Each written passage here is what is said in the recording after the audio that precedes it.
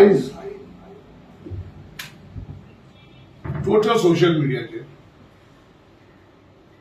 on the print media, on national media, there is a hue and cry that an illegal license has been issued in Asagaon, and that too, it is linked to a very prominent union minister, that one of its kin it belongs to. Further complication is that this license of running a bar is given only if you have a restaurant.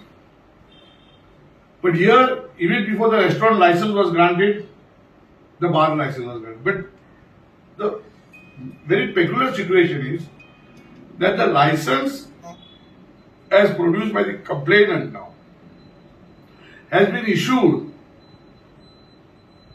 to a person who was already dead 6 months ago or 1 year ago. Now, if you try to see, even in the land grab case,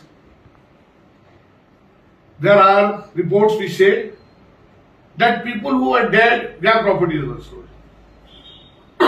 Now, how did this owner, present owner, who is linked, a kin of a union, prominent union minister, it is there published, it's not my charge, Smriti, Irani, how has this property come to them?